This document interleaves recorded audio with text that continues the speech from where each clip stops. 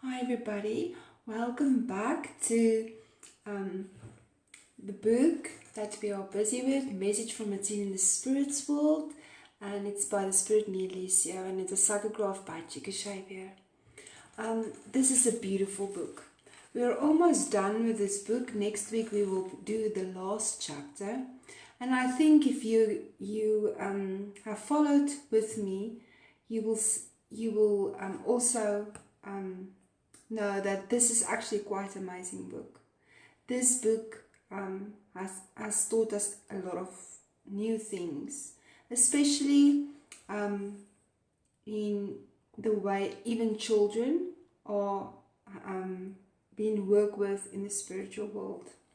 Today, the chapter's name is Reward. But let me just recap a bit.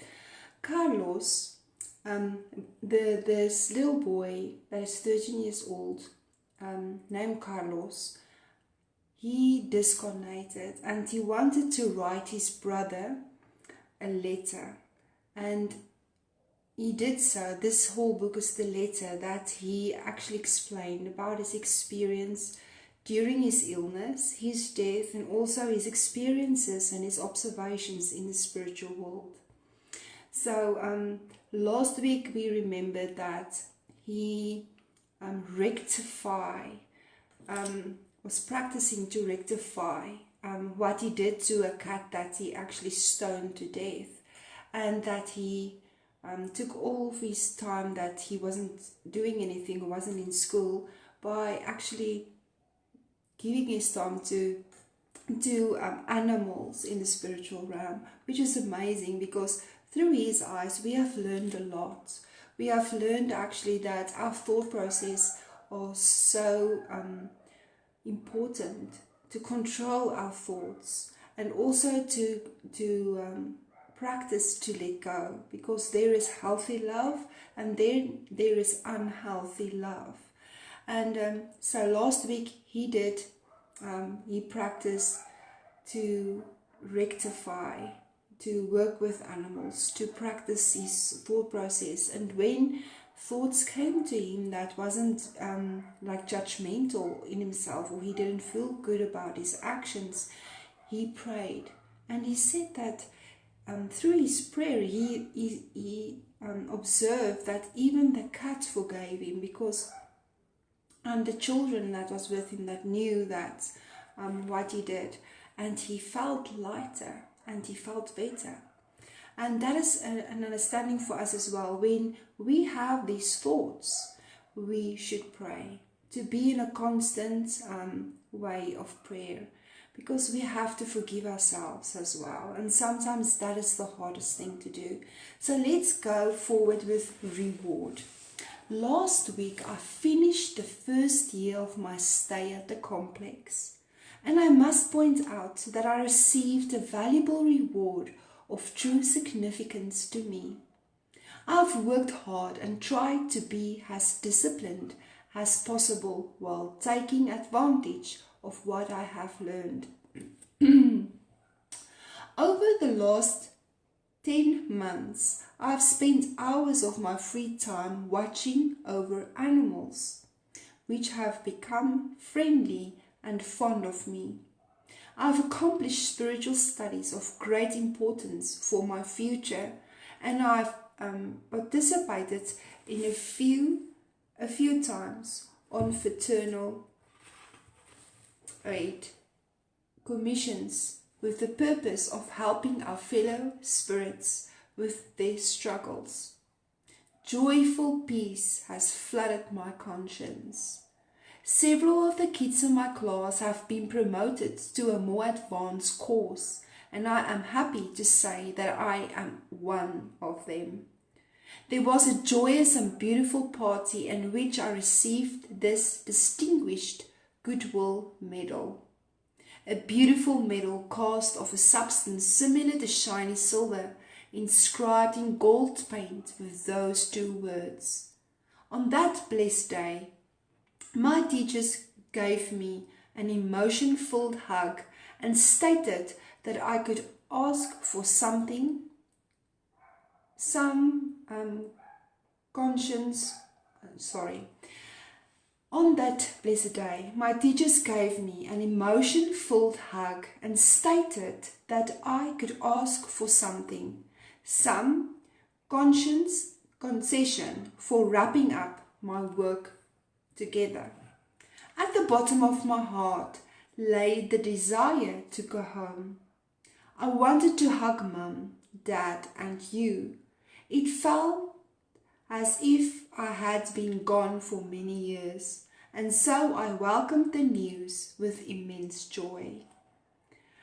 I longingly answered that if I were allowed to ask for anything more joyous and then being promoted to a higher class, I would ask to visit my home down on earth in order to embrace my soul's loved ones.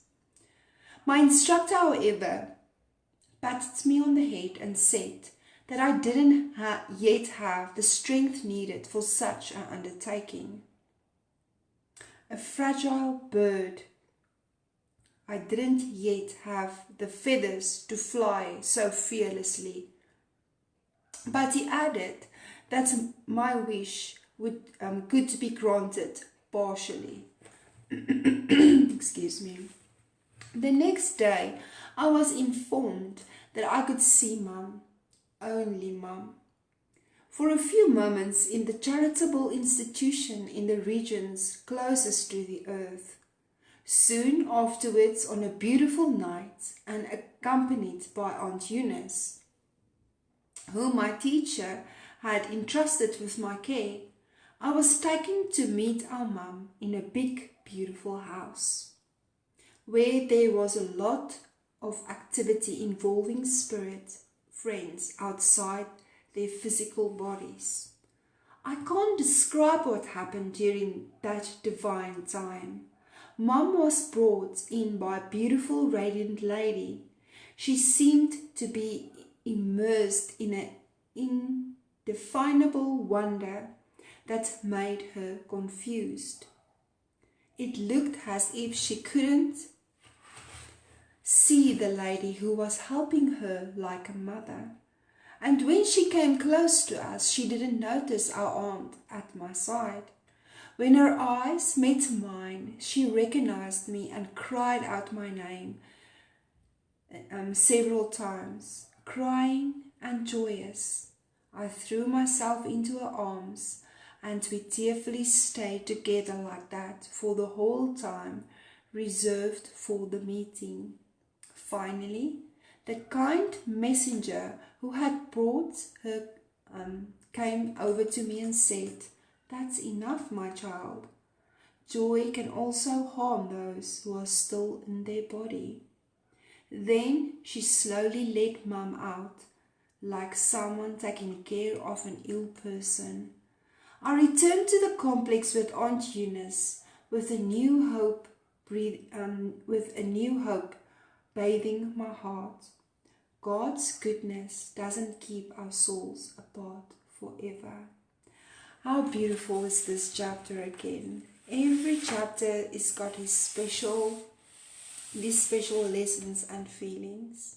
And in several spiritist books, you will see that they talk about spirits meeting. We did this book with Vanessa, and the man that committed suicide, his wife was permitted to see him in the spiritual realm, so that she would actually could go on with her life. And it is permitted, but we know that for spirits, especially more evolved spirits, to come to earth, it is very dense for them to come into the earth's atmosphere. So it is very hard, and if you're mentally not prepared to come to that, and if you read the book Nozalar, you will remember that